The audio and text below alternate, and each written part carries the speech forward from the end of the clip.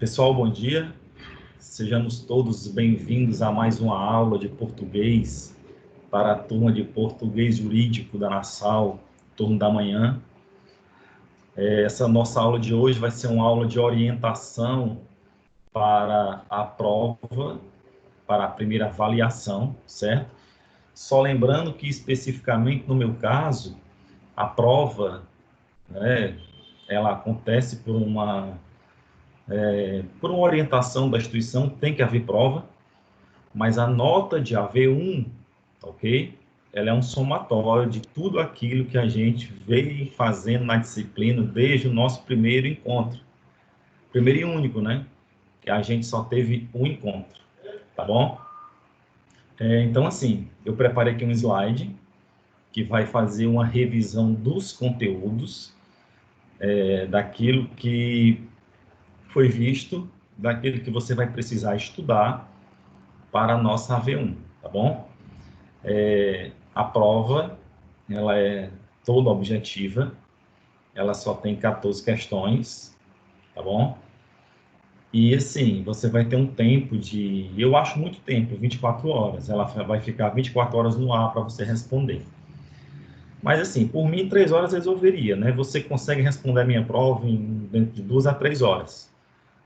Mas como a instituição quer que você, né, que a gente deixe 24 horas no sistema, melhor para vocês, tá certo? Eu reforço. O importante para nós aqui é que vocês entendam, é que vocês tirem as dúvidas, é que vocês revisem os conteúdos, tá bom? Porque essa disciplina nossa aqui, ela é um momento de aprendizado. A gente precisa aprender aqui, tá bom? Você vai testar esse seu conhecimento depois, aí no futuro. Se estiver fazendo aí uma seleção, um concurso, ok? Construindo um documento, isso aqui vai valer de fato, ok? Então, assim, ó, nós temos aulas aqui desde o mês de março, no fevereiro, no final de fevereiro, começo de março. Agora, fui pego aqui pela memória. Não lembro bem quando é que foi a nossa primeira aula, mas a gente começou, né? Nós tivemos apenas uma aula presencial, mas tudo aquilo que a gente não conseguiu fazer presencialmente, eu procurei aqui, na medida do possível, né, com esse computador, com essa luz que eu tenho aqui, com esse meu celular, passar todos os conteúdos para vocês, tá certo? De uma maneira bem individualizada, de uma maneira bem pontual para cada turma, tá certo? Ó, então, assim, a nossa aula de hoje, ela vai responder aquela pergunta: professor, o que é que eu vou estudar para a prova? Tá certo? Então, vamos lá.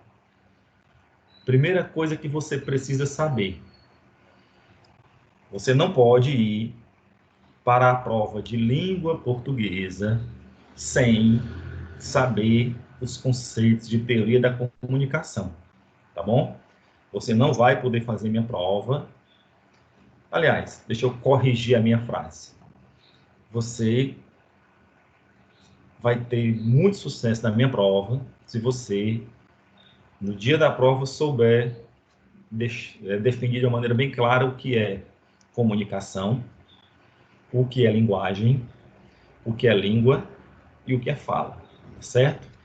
Esses 4 conceitos que estão muito bem explicados naquele nosso primeiro vídeo, estão muito bem sustentados teoricamente naquele texto, elementos da comunicação e funções da linguagem, certo? Eles vão aparecer lá na prova. Então, assim, é importante que na prova você consiga, né, deixar muito claro na sua cabeça que comunicação é um processo pelo qual os seres humanos se comunicam, né? A comunicação, ela nasce dessa necessidade do ser humano dizer o que pensa, o que sabe, tá certo? A linguagem é uma capacidade cognitiva que o ser humano tem para comunicar, para dizer aquilo que ele pensa. Então, para a gente dizer, aliás, para a gente se comunicar, nós precisamos de linguagem. é isso? Então, a linguagem, ela é uma capacidade, a comunicação, ela é um processo. Então, a gente pode ligar esses dois primeiros conceitos assim. Para que o processo de comunicação ocorra, eu preciso fazer uso de algum tipo de linguagem. Porque eu, enquanto ser humano, tenho essa capacidade de produzir linguagem, tá certo? Então, para eu dizer, por exemplo, aquilo que eu sinto, eu posso dizer falando, eu posso dizer com a cara feia, eu posso dizer em silêncio, eu posso dizer com gestos, eu posso dizer com cores. Então, qualquer conceito de linguagem que você pegar, seja na gramática normativa, seja num livro de linguística, seja no livro de teoria da comunicação, todos os conceitos vão ser unânimes em dizer: linguagem é a capacidade humana de se comunicar por meio de signos. Esses signos podem ser verbais e não verbais. Esses signos, dependendo da natureza deles, eles podem ser ícones, podem ser símbolos ou podem ser índices, tá certo? Então, ó, a gente começa a relembrar aí, não é? Os conceitos iniciais: comunicação, linguagem, signo, símbolo, índice e ícone, tá certo? Grave bem isso daí, anote, para depois, quando você sentar dessa semana até a outra, você revisar tudo isso e saber o que é cada um, tá bom? Aí depois você tem abaixo aí o conceito de língua. Língua é uma dessas possibilidades dentro das inúmeras possibilidades de signos, certo? Que eu tenho.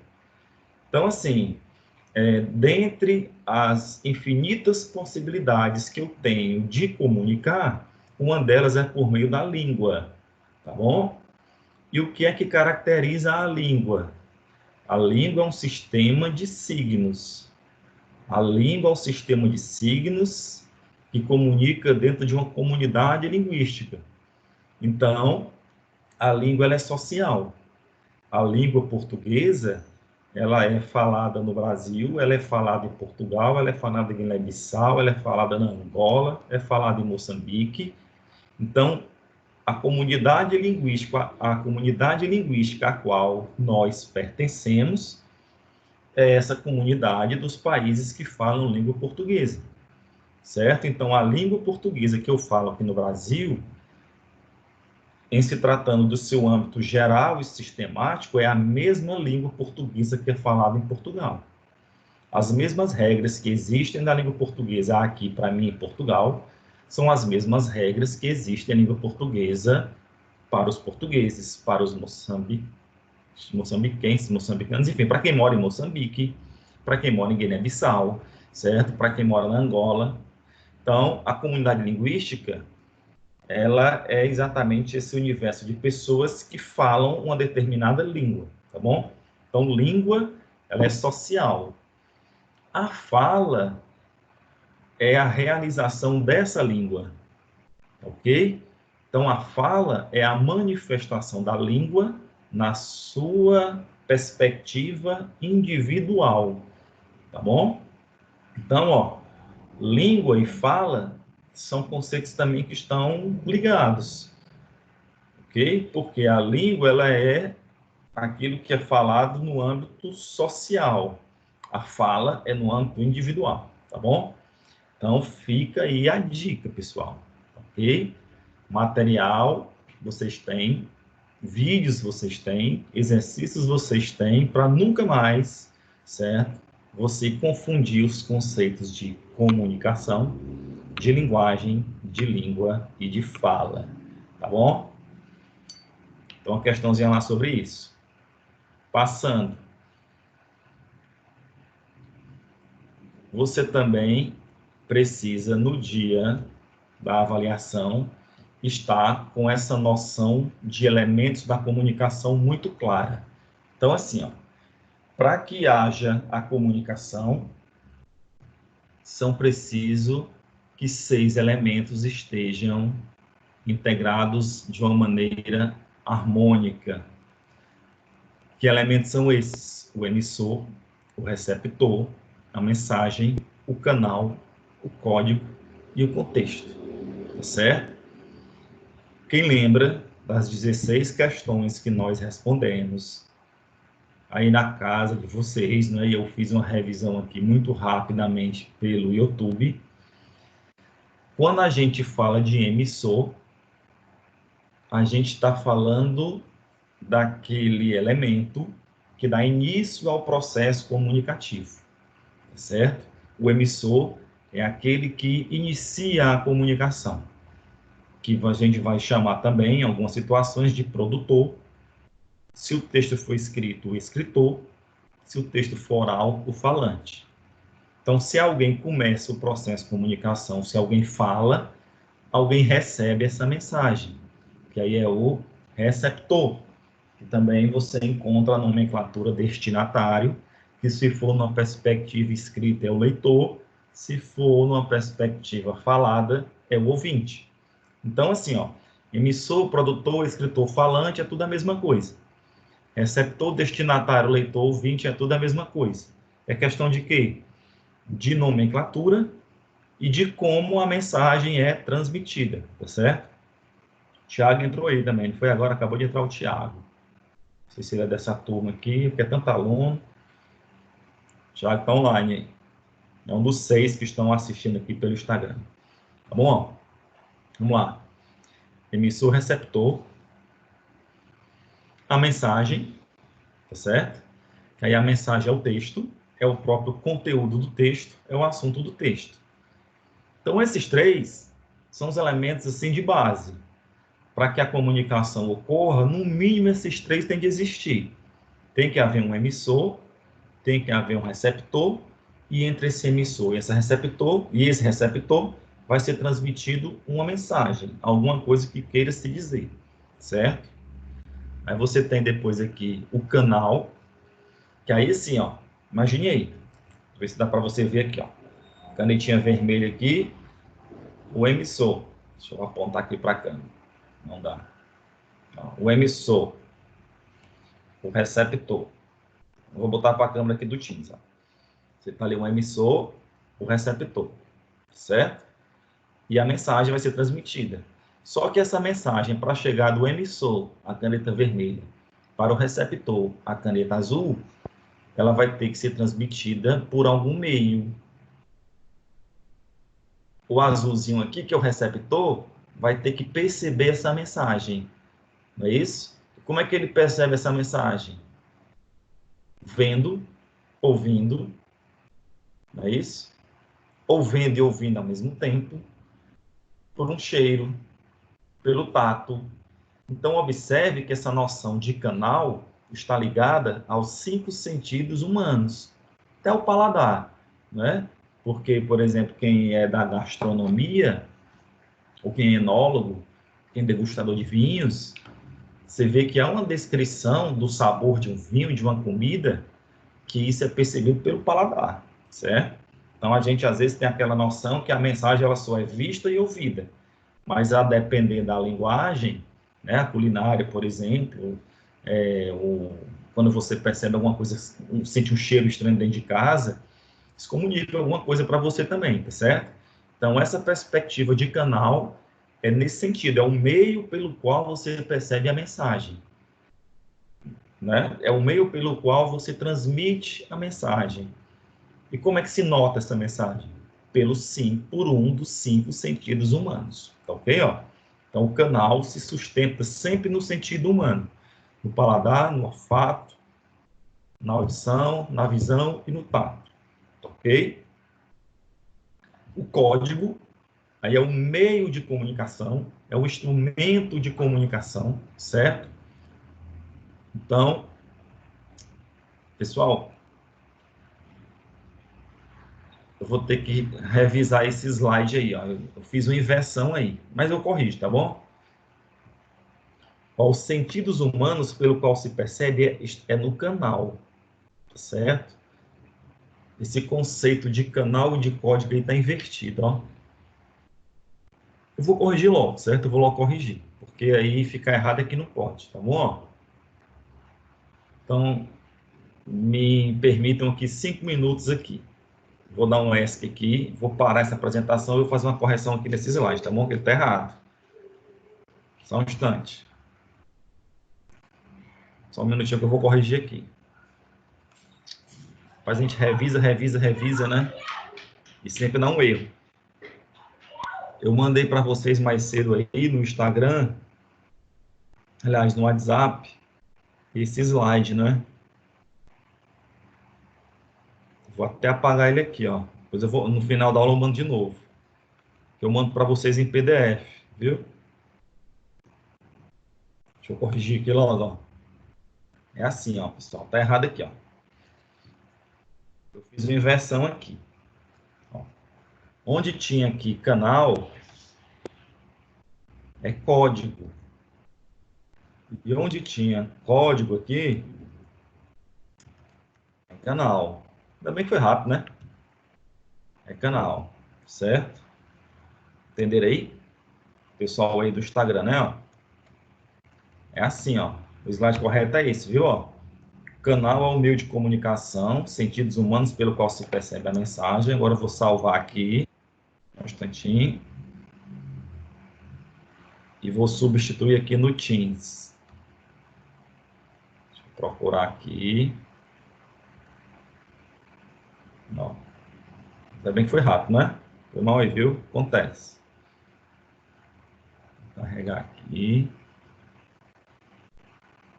Esse aqui tá errado, nesse não. Vou procurar aqui. Isso. Coloca conteúdo para V1. Ele vai pedir para substituir. Ele pede para substituir aqui, peraí.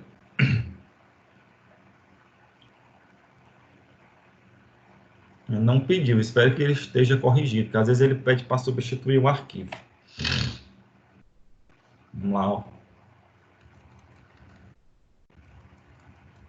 Deixa eu ver se ele corrigiu. Pronto, agora tá certinho, viu, pessoal? Desculpa aí o erro, mais uma vez. Eu tô sempre dando esses vacilos de correção, né? De digitação, tá bom?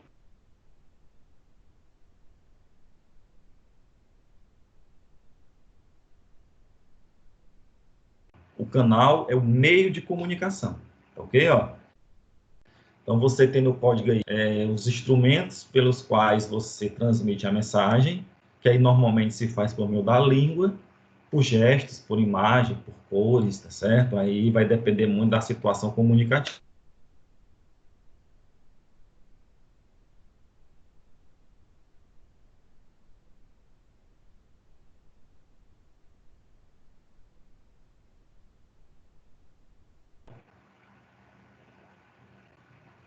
Só deu um erro aqui. Um instantinho aqui, deu um erro.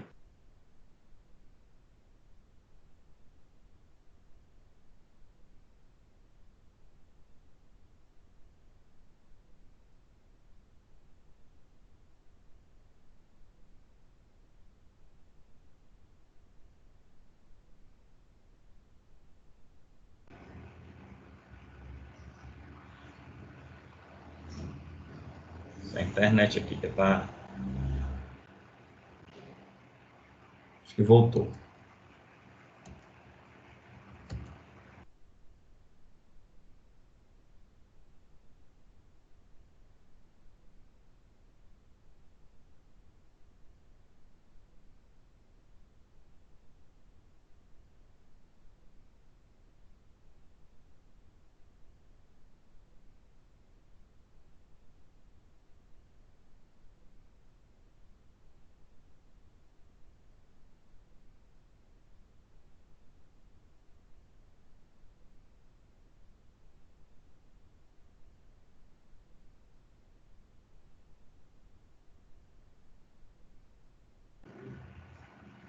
Dá certo agora.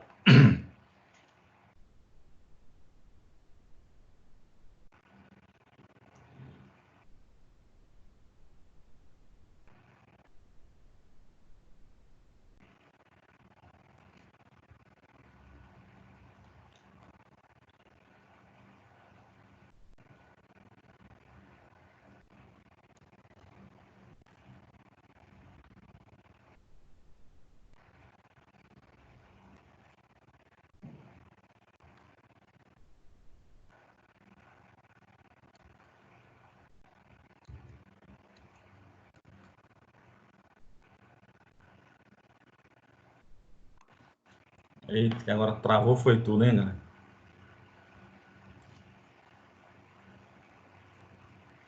Só um instantinho, turma, que ganchou foi tudo aqui agora.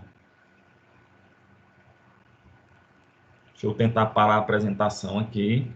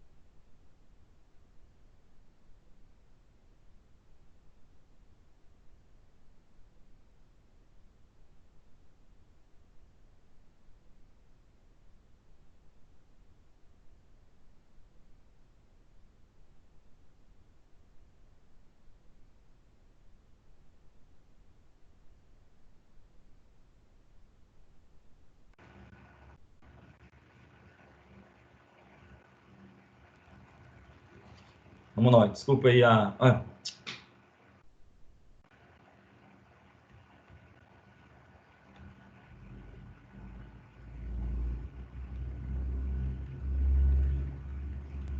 eu tenho que ir apertando devagarinho aqui.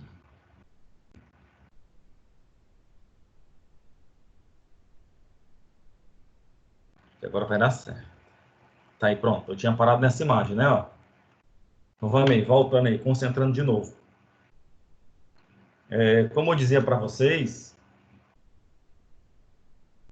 ó, a gente precisa deixar muito claro o que é emissor, receptor, mensagem, canal, código e contexto.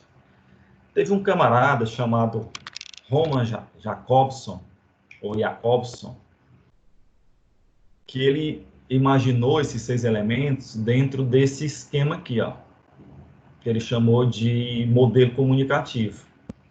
Aí você tem um emissor, receptor e a mensagem. Essa mensagem ela é transmitida por meio de um código, ela é percebida, né, por algum canal, está dentro de um contexto.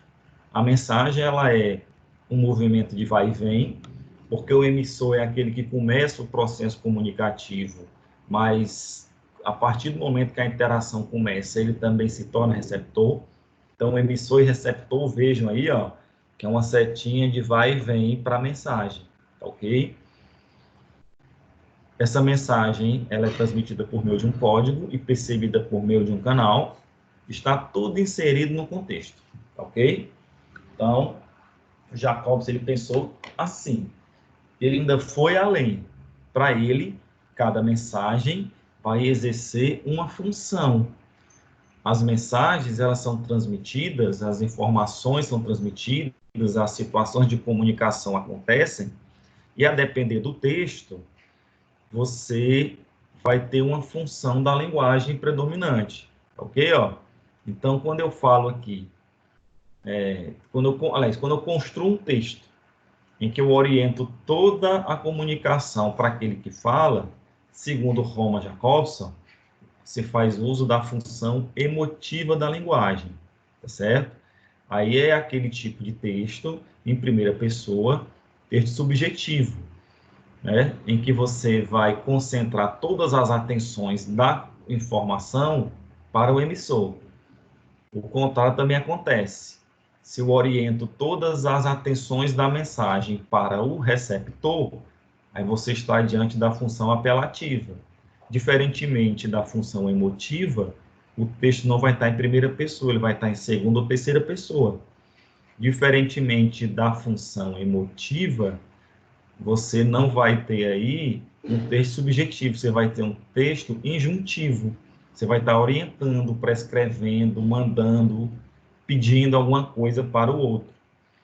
Então, assim, para cada elemento da comunicação se tem uma função.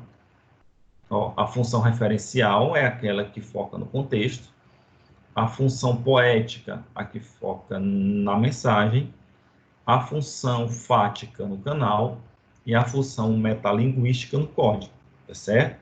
Então, aí, aparece também na prova de vocês as 6 funções da linguagem agregadas aos elementos da comunicação, tá certo? Então, daquele primeiro texto, é basicamente isso daí que aparece na prova. Os conceitos de comunicação, linguagem, língua e fala, os conceitos de elementos da comunicação e quais são as funções da linguagem. Aí, continuando também, ainda no primeiro momento da disciplina, aparece o que lá? A noção de variação linguística. Que eu falei para vocês que a língua, ela varia, né? Individualmente, de pessoa para pessoa. Então, pensando nisso, né? Se tem essa ideia de variação linguística, que ela pode ser de 2 tipos, ó. Dialetal ou de registro, tá certo? A variação dialetal é aquela variação que está no eu que fala, tá certo? É aquela variação que você nota na individualidade do falante, e a variação de registro é aquele tipo de variação que você nota na situação, tá bom? Ó, vocês têm 2 materiais, né, para tratar sobre variação linguística. Tem aquele texto, comunicação e linguagem, e tem aquela aula, né, que eu fiz a correção dos exercícios. Então, assim, ó, revisando bem rapidamente aqui, o que é que a gente chama de variação territorial? É o sotaque. É aquela variação que você nota motivada por onde o local que a pessoa nasceu. A variação social é aquela variação que você nota a partir, né, de pequenos grupos. Esses grupos podem ser tanto na perspectiva da profissão, como na perspectiva de grupos sociais, né, de tribos, de gangues, de linguajados específicos de determinadas pessoas, tá certo? A idade, geração é a mesma coisa, não é? Só que a idade é mais individual e a geração é aquela variação assim, porque a língua, ela, de fato, ela vai se transformando com o tempo.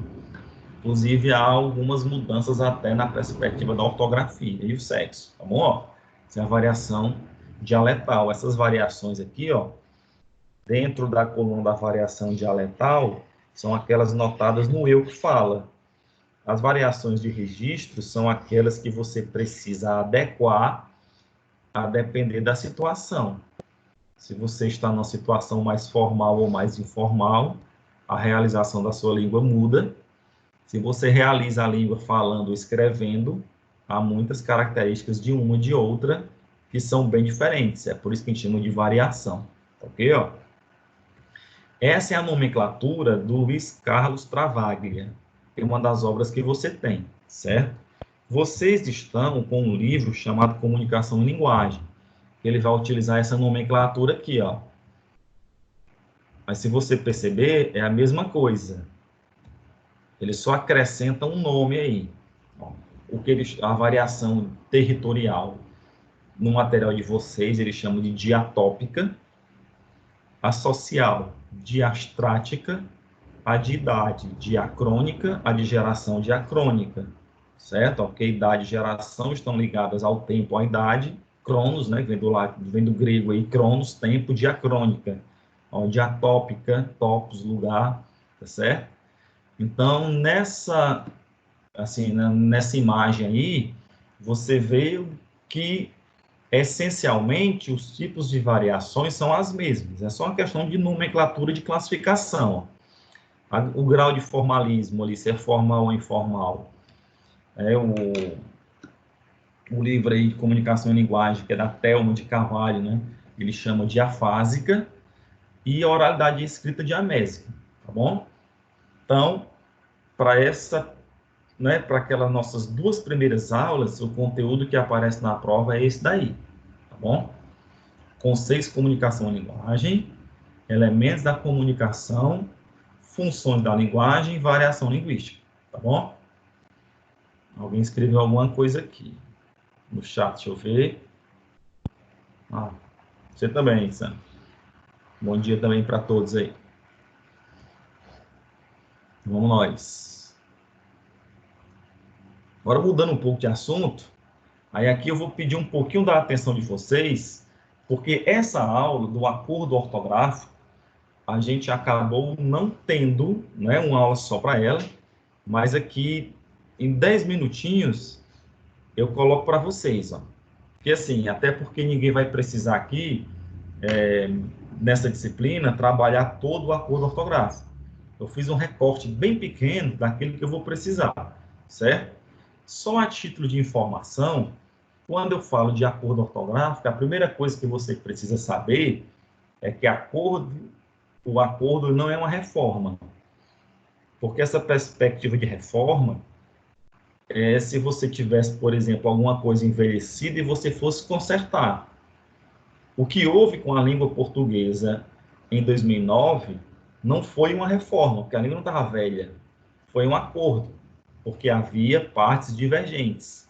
Essas duas partes divergentes que motivaram esse acordo era a Academia de Ciências de Lisboa e a Academia Brasileira de Letras, porque até 2009 a língua portuguesa, em se tratando da sua ortografia, ela tinha duas orientações. Tinha uma regra que servia para Lisboa, tinha uma regra que servia para o Brasil. Então, nós falamos há pouco que a língua ela é de uma comunidade. Como é que dentro de uma mesma comunidade você tinha duas ortografias? Então, para corrigir esse problema, se pensou no acordo ortográfico. Aí, só a título de curiosidade, ó, o acordo ortográfico ele foi concluído e assinado em 1990. Então, assim, a gente começou a ouvir falar do acordo em 2009, mas ele ficou pronto em 1990. Ele foi promulgado em 2008, certo? 18 anos depois. Durante esses 18 anos, né, foram feitas várias tentativas, né, para que esse acordo fosse colocado em vigor, mas aí sempre, né, havia um problema, mas em 2008, dia 29/9, né, no governo do Luiz Inácio Lula da Silva, esse acordo ele começou a valer, certo? E a partir do dia 1º de janeiro de 2009,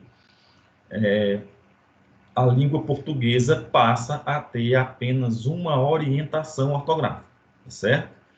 Então, ó, o acordo ele é um documento internacional, portanto, ele é um decreto, que ele foi assinado, né, no dia 29 de setembro de 2008, que ele promulga, ele formaliza, ele homologa o acordo ortográfico que ficado pronto em 1990, tá bom? Essa data de 2008, ela foi escolhida, né, teve uma motivação, que aí no dia 29 de setembro de 2008 era a data do centenário de morte do Machado de Assis, certo? Por isso que escolheram o 29 de setembro. Mas o que nos interessa é isso aqui, ó, essa imagem aqui, em que você tem os presidentes da época de Portugal e do Brasil, embaixo os presidentes da Angola, de Moçambique, Guiné-Bissau, Cabo Verde, São Tomé e Príncipe e Timor-Leste, ou seja, os países que falam a língua portuguesa, certo? Aí o que é que eu vou querer de vocês para o acordo? aquela perguntinha base. O que é que eu vou estudar, né, sobre o acordo para a AV1? Só o uso do hífen nas palavras derivadas. Como assim? Você vai observar que em língua portuguesa as palavras se formam por vários processos. Um dos processos principais é o processo de derivação, que são aquelas palavras que elas se constroem a partir do acréscimo de prefixos. Por exemplo, feliz. Se eu quiser negar, eu digo infeliz. Não é isso? A simples inserção do in antes do radical feliz cria outra palavra, infeliz, com prefixo. Leal, desleal.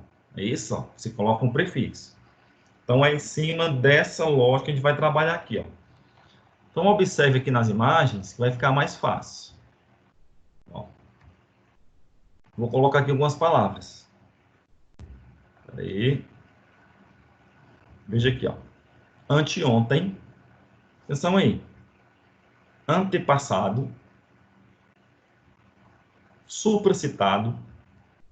Extraclasse. Infraestrutura. Neoclássico. Neorromano. Suprarrenal. Antissocial. Antirrábica.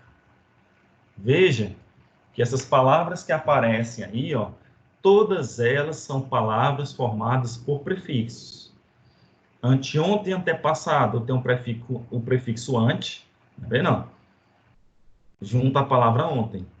Antepassado, do mesmo jeito. Supracitado, extraclasse, infraestrutura, neoclássico, romano, suprarrenal, antissocial, antirrábico. Ok? O que é que você está notando aí? Que as palavras, elas simplesmente se juntaram ao prefixo sem precisar de hífen. Eu peguei a palavra ontem e coloquei o prefixo ante.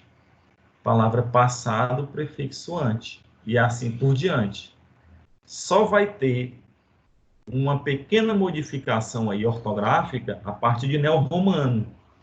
Eu junto, né? Ó, neo-romano, mas eu tenho que botar dois R's, senão fica neo-ro, né? Fica com som de rei. Então tá aqui, ó. Então, quando o prefixo terminar em vogal, o que é que você faz? Você junta. Vai aparecer ali, ó. Eles vão aparecer outras palavras. Arqui-inimigo, anti-horário, auto-observação, anti-herói, entre-eixos, pseudo-original, contra-ataque, anti-inflamatório. Agora veja aqui, ó. São os mesmos prefixos, né? Ó, terminados em vogal. Só que nessa coluna aqui, pessoal, já tem hífen. Por que aqui tem hífen? Porque, coincidentemente, o prefixo da palavra é o mesmo prefixo da vogal. Ó. O prefixo, aliás, a letra final do prefixo é igual à letra da palavra. Então, ó, arqui-inimigo, auto-observação, entre eixos, pseudo-original, anti-inflamatório e contra-ataque. Tem hífen. E um detalhe, anti-horário e anti-herói também tem hífen. Por quê? Porque começa com H. Então, quando você se deparar, né, com aquele quadro de prefixos, né, de uso ou não do hífen, você vai ver que esses prefixos, quando terminam com vogal, são aqueles que têm uma quantidade maior, porque existem muitos prefixos em língua portuguesa que terminam com vogal. E quando você precisa construir uma palavra com um prefixo que termina com vogal, só vai aparecer um hífen depois desse prefixo se a letra da palavra for igual ou essa letra for um H, tá certo? Então, essa daí é a primeira. Dinael aqui deu bom dia. Alguma pergunta aí, Dinael? Não é só bom dia mesmo? Tá dormindo? Chegou agora, da noite? Ok, ó. Então, isso acontece com o término em vogal. Os prefixos que terminam em R só são três, ó, que eu vou colocar lá na prova. O inter, o hiper e o super. Tá bom? Vamos pensar aqui em algumas palavras com esses prefixos. Tem muitas. Hipermercado. internacional, superlotação, hiperacidez, interescolar, supersensível, hipersalino. Tá vendo aí, ó? De Nael aqui é assim que funcionam as coisas, né? A gente precisa pensar nessas regras assim, numa situação real de uso. Então, o semiaberto aí, como ele falou, falando aqui do Dinael, né, que fez um comentário aqui no Instagram que ele acabou de usar o semiaberto na declaração. Ok, ó? Porque é um prefixo que termina com vogal. É um tipo de palavra que mudou, né, ó? Mas vamos aqui. Vamos pensar aqui nas que terminam em R. Tá certo? Ó, são pessoas... Não, eu desliguei.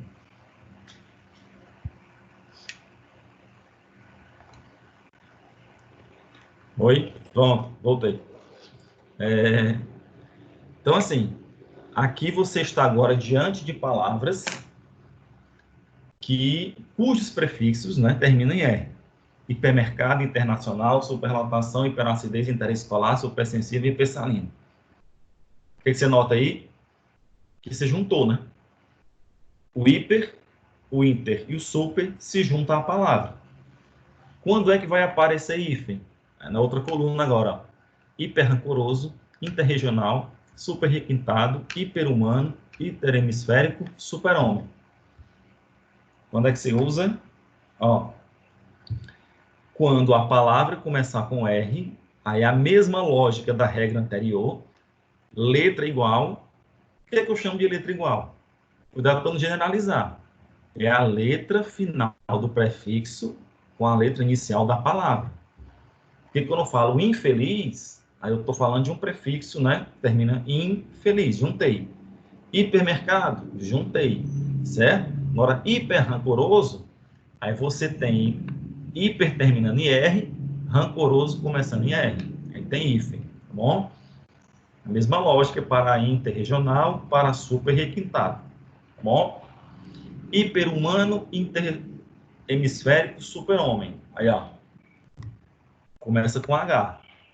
Então, igualmente, a regra anterior, aqui você só vai utilizar o hífen se a palavra começar com a mesma letra ou com o H, tá bom? E um detalhe, hipersalino, você não precisa dobrar o S. Você botar dois S aí, ok? Ó. Mais uma. Quando os prefixos terminam em B. Só tem o OB, tem o AB, tem um SUB. Na prova, eu só coloquei o SUB, tá bom? Porque é aquele tipo de prefixo em que aparecem muitas palavras. Veja lá. Suboficial, subsolo, subscrever, subterrâneo, subtangente, sublocar, sublinhar. E aí, ó, veja aí. Quando for sub, pela lógica, né, pela regra geral, digamos assim, do uso do prefixo, você junta. Suboficial, subsolo, subscrever, subterrâneo, subtangente, sublocar. Quando é que vai ter hífen? Subbibliotecário, ó. Não precisa mais não dizer o motivo, né, ó. B e B. Dois Bs aqui, ó, separa. Subhumano. Mas não dizer o motivo, ó. O H, subhumano. E sub-região. Aí agora aqui, ó, aparece uma novidade, com R. Sub-região. Tá certo? Então, ó, só um minutinho, pessoal.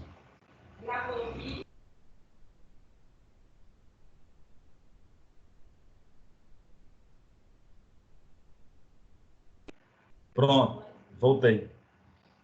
Então tá aí. Sublitocário, sub-região e subhumano. Quando o prefixo terminar em B, ó, dois Bs, o H, a novidade aqui está só no R, no sub-região. Então, note, pessoal, que essa questão do uso do hífen, eu lembro muito bem, em 2009, que fizeram desse acordo um bicho sete cabeças. Ficava naquela assim, a língua era de um jeito ou do outro. Não, vamos pensar em como é que ela é. E veja que o uso do hífen nas palavras derivadas, eles têm uma lógica muito própria, certo? Não mudou lá esse monte de coisa, não. Mudou uma coisinha ou outra, certo? Que aí é exatamente esse recorte que eu fiz, tá certo? Ó, dos prefixos termina em vogal, dos prefixos termina em R, dos prefixos termina em B. As outras duas regras, ó, não mudou nada. Ex, vice, além, bem, recém. É aquele grupo de prefixos que sempre vai ter hífen. Sempre existiu, vai continuar. Ex-marido, vice-presidente, além-mar, bem-estar e recém-casado. Sempre foi assim, vai continuar sendo assim. E esses aqui também, ó, não mudou nada. Pré-determinado, pós-face e prognóstico. Pré-vestibular, pós-graduação e pró-reitoria. O que, é que você percebe aí?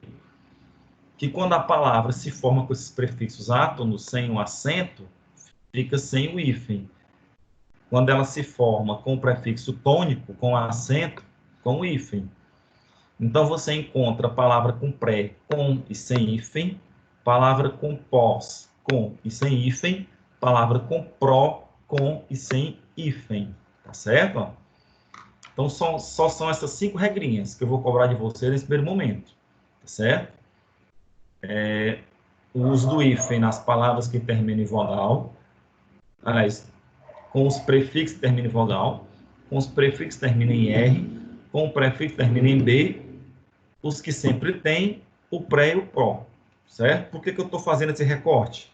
Porque aí são aquelas palavras que mais aparecem em situações reais de comunicação, tá bom?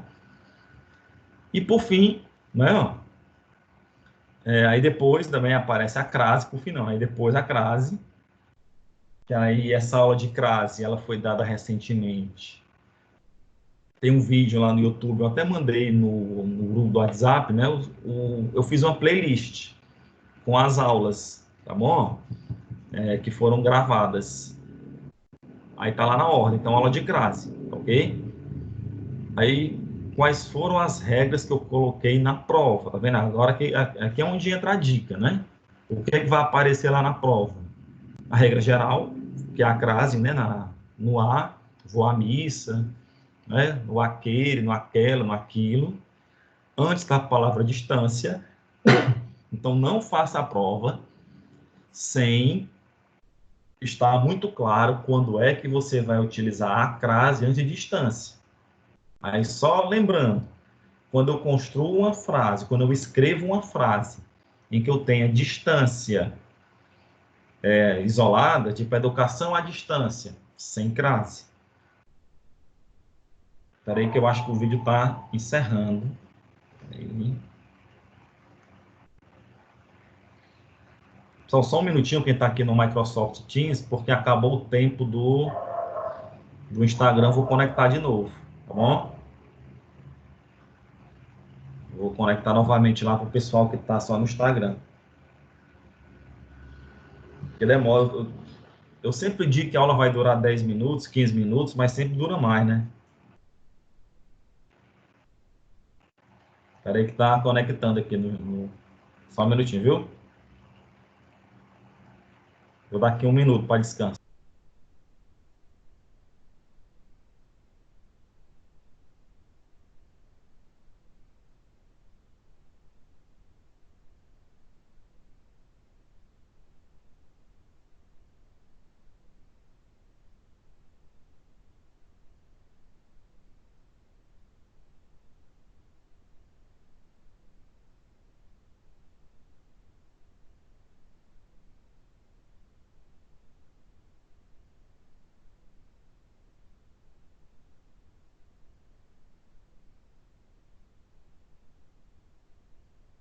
Voltei, pessoal, voltei. Pronto? Talice, Kailane e Jaqueline novamente aqui. Agora só duas, Vamos lá, né? Então tá aí, ó. Então, quando for fazer a prova, estude crase, olhando para essas 5 regras. A regra geral, né? Que tem lá um exercício de A Z, que eu corrigi com vocês no YouTube. Antes da palavra distância, Depois da palavra até, pessoal, nunca tem crase, viu? Fica a dica aí, ó. Depois do até, nunca tem crase. Por quê? O até na preposição, você diz assim, vou à missa. Tem crase, né? Porque a preposição e o a, o artigo de missa. Se eu digo vou até a missa, aí não precisa de crase, porque o até já é a preposição que está servindo aí como fosse o a, ok? E antes da palavra terra, tá bom? Ó, cuidado aí também com esse tipo de crase antes de terra, porque aí quando você fala assim da terra, terra firme, num contexto de aviação ou de marinha, de aeronáutica, não é? Aí é sem crase, certo? Se a terra, né, for a terra, o planeta Terra, aí tem crase. Aí você revisa essas regrinhas aí, tá certo?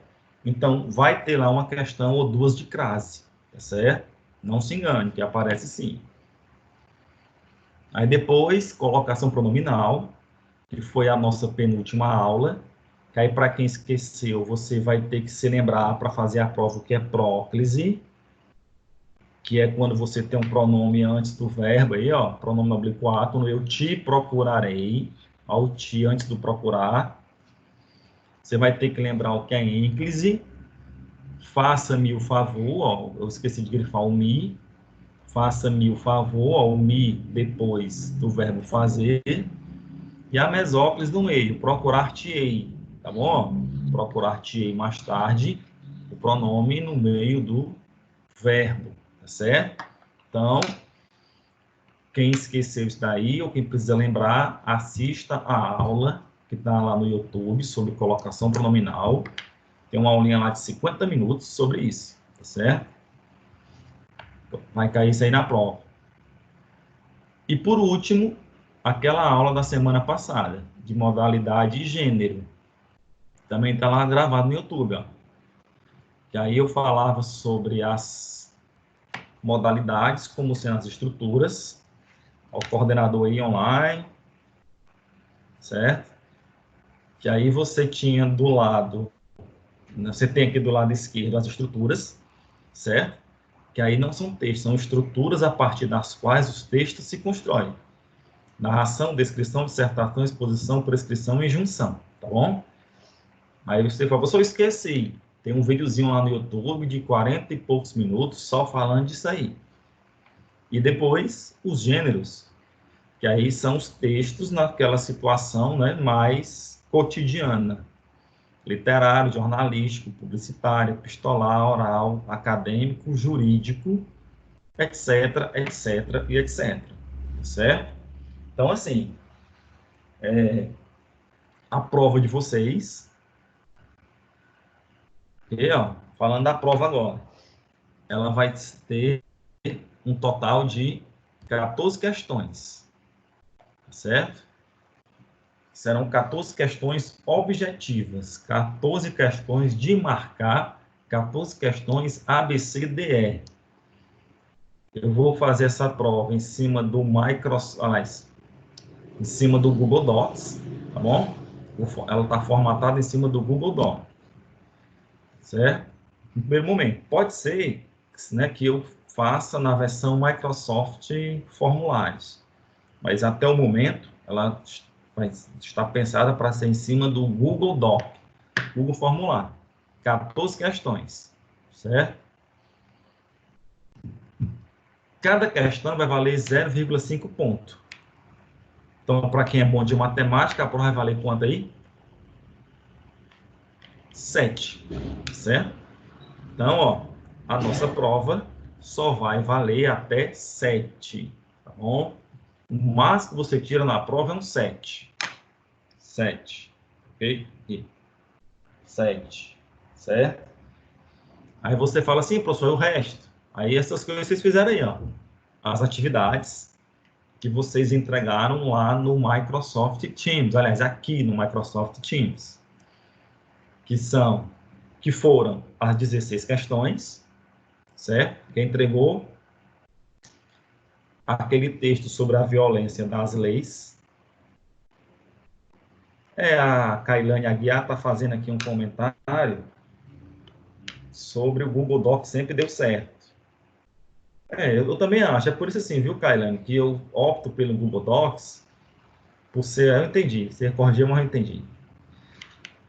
Porque o Google Docs é uma plataforma que ela acaba sendo assim mais democrática, digamos assim, porque qualquer um pode responder. Assim, o Microsoft Teams, aliás, o Microsoft Formulário, você tem que entrar logado pela sua conta da Nassau. E como tem probleminhas aí, né, de aluno que não está ainda, como, por exemplo, o problema da Jaqueline, que está rindo aí no vídeo, não entendi porque ela está rindo, não foi a piada que eu contei, né? Mas, assim, como ela está à noite, aí ela ia gerar nota no outro tom, é por isso que eu faço no Google Docs, que fica mais aberto para todo mundo, ok? Mas, assim, importante a gente fazer essa prova. Sim, Jaqueline? Né? A redação, que entregou a redação, e aquela atividade de crase, tá certo? Foram essas 4 atividades, a do Google, aliás, a do Microsoft Teams. Quem entregou essas 4 atividades aí, ó, ainda tem uma outra. A atividade avaliativa são 5, né, ó? 1, 2, 3, 4, 5. Junta tudo, quem entregou tudo, né? Aí tem mais 3 que eu lancei no Google Doc. Aí entenda aí, ó, minha cabeça aqui. Foi o que eu pensei. Eu utilizei essas atividades do Google Doc tanto para controlar, né, assim, a frequência, digamos assim, né? Vamos mudar, para controlar a sua audiência nas aulas, não é isso? Porque só tinha acesso ao Google Docs quem estava assistindo às aulas e respondia as questões, tá bom? Então, ó, fechando aqui a soma, a prova até 7, as atividades do Microsoft Teams até 2,5, aí fica quanto aí? 9,5. Google Docs até 0,5. 7,5 com 2,5 com 5 dá 10, tá bom? Então, a sua nota de AV1 vai ser prova mais atividades. As atividades que foram entregues tanto no Microsoft Teams como no Google Docs, certo? Depois eu vou fazer um pequeno vídeo bem explicativo, né, sobre a prova. Aí a Sandra está falando aí da prova. Não, mas Sandra, assim, a prova vale menos. É porque, assim, a instituição, Sandra, eu vou virar aqui a câmera para mim, para a gente conversar, certo? Fim, né? Agora eu vou virar aqui as câmeras para mim, que é para a gente conversar aqui olho no olho, certo? A gente conversar direito. Pronto, tá aqui. Certo? A Jaqueline está dizendo que riu ali, que fez as tarefas. No caso, eu fiz, foi isso. Pronto, pois é, ainda bem que vocês fizeram. Já com a luz, né? Então vamos aqui começar, ó, são 10h40, a gente tem 20 minutos aqui de pergunta e resposta. Vou começar pela respondendo a Sandra. Eu acho que ela deve estar falando, brincando aqui, ó. A prova tinha que valer menos, certo? O ideal era que fosse meio a meio, né? Mas assim, como a nossa modalidade aqui, pessoal, aí olha o meu lado, né? A nossa modalidade, ela ficou assim, nessa coisa semi-presencial, a prova vai ser feita pesquisada, a prova é de marcar, então eu achei bom que ela ficasse com 7, até para valorizar um pouco a prova também, certo?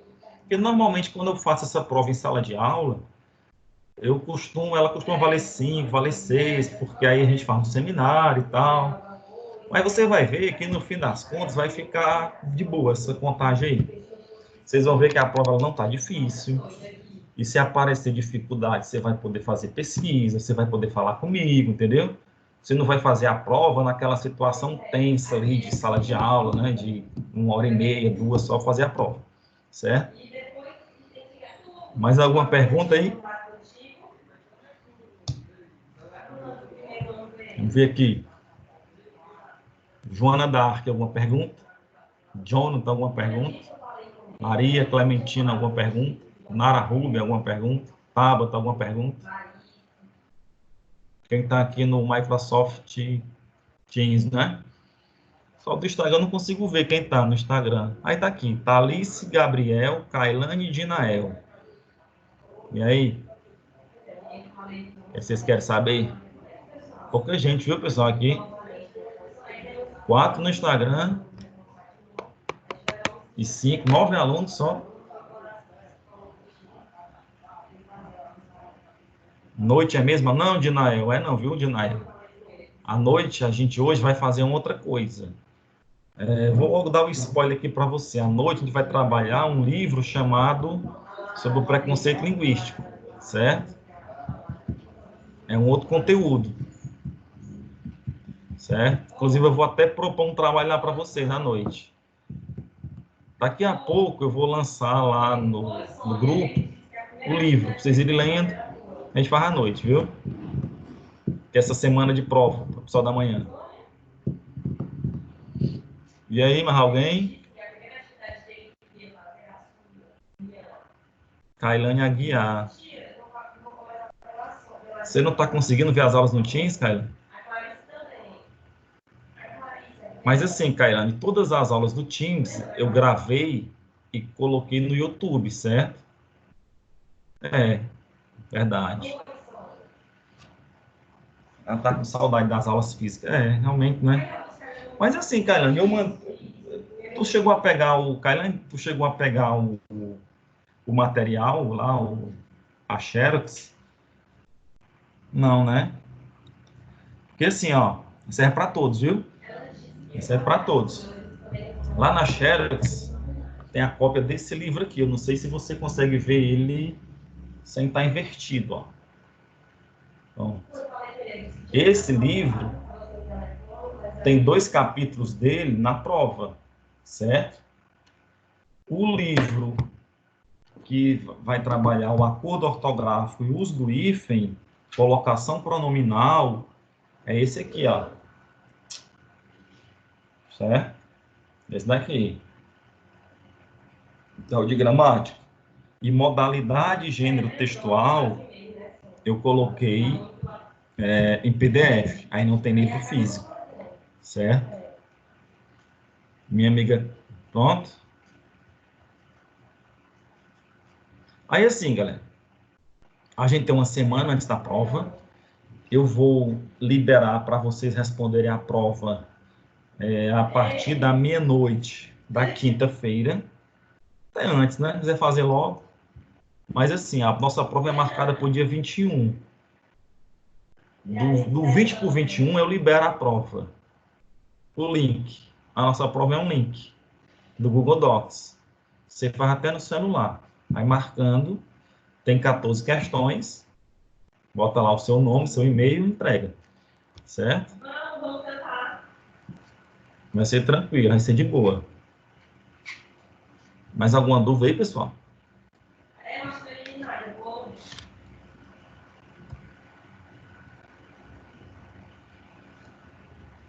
Pessoal do Microsoft Teams, eu vou parar aqui a gravação.